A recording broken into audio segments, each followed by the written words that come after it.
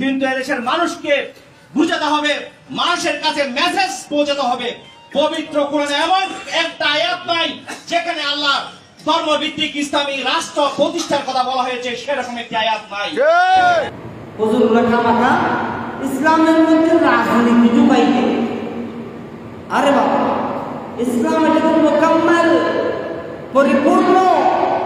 হুজুরের 14 গোষ্ঠীর ক্ষমতা আছে নাকি ইসলামের ভিতরে রাজনীতি ঢুকানো? ইসলামের মধ্যে রাজনীতি ঢুকালে যিনি ইসলাম দিয়েছেন তিনি ঢুকাতে পারবেন, তিনি ঢুকাতে পারবেন। দুনিয়ার রাজনীতির প্রবক্তা, দুনিয়ার রাজনীতির লিডার ছিলেন নবীরা।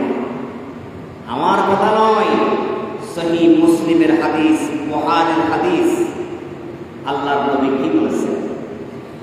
عن أبي هريرة رضي الله تعالى عن النبي صلى الله عليه وسلم قال كانت بنو إسرائيل تسوسهم الأنبياء।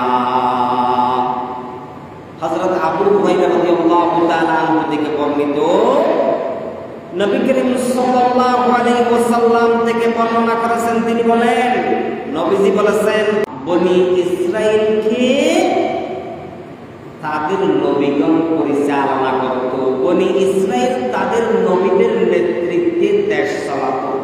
তাসুসুহুম, এটা আসছে সিয়াসাত থেকে।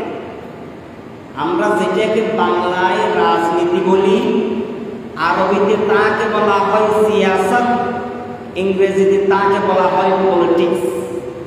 সিয়াসাত থেকে তাসুসুহুম, সিয়াসাত থেকে তাসুসুহুম, অর্থাৎ বনি ইসরাইলের সবচেয়ে বড় রাজনৈতিক লিডার ছিল নবীগণ।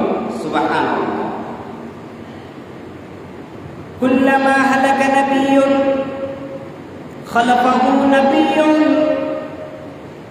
বনি ইসরাইলের কোন নবী যখন দেশ পরিচালনা করার অবস্থায় মৃত্যুবরণ করত, আমার আল্লাহ রাব্বুল আলামিনের ইশারায় আরেকজন নবী তার স্থলাভিষিক্ত হতো, রাষ্ট্র পরিচালনার দায়িত্ব গ্রহণ করত। ওয়া ইন্নাহু লা নাবিয়্যা বা'দি, আমার নবীজি বলেন, আমি তো পৃথিবীর সর্বশেষ নবী। লা নাবিয়্যা বা'দি, আমার পরে তো আর কোনো নবী আসবে না। আমি নবী পৃথিবীতে আজ নেতৃত্ব দিচ্ছি।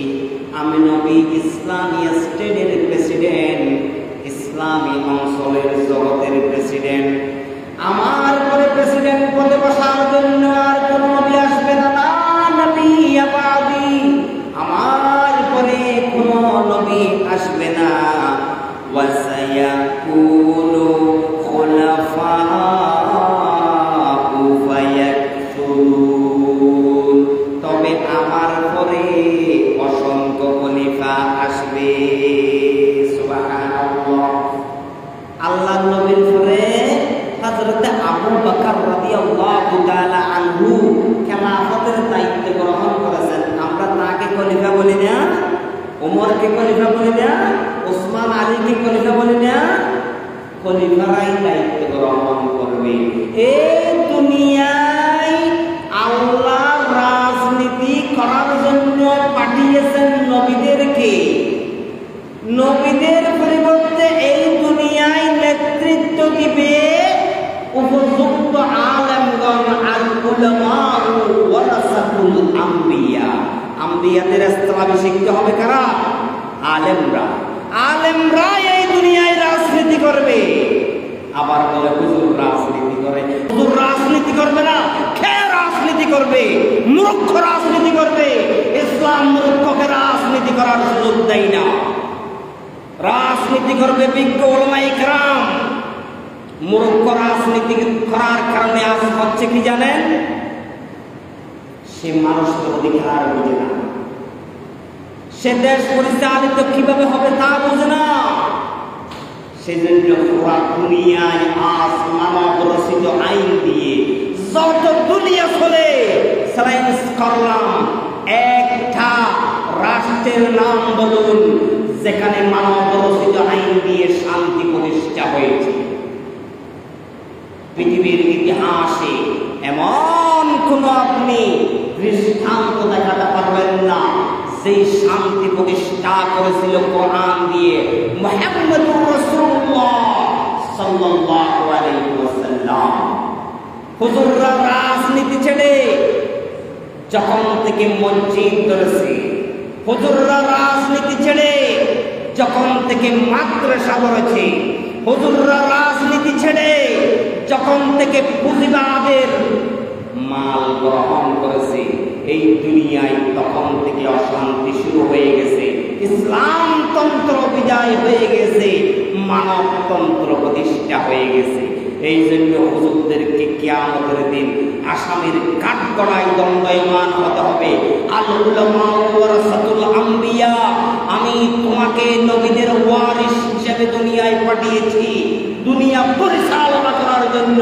তুমি দুনিয়া পরিচালনার দায়িত্ব নাস্তিক মুরতাদের সাথে ছেড়ে দিয়ে তুমি কেন মসজিদে ঢুকে বসে আছো? কাল কিয়ামতের দিনে আল্লাহর আদালতে আসামি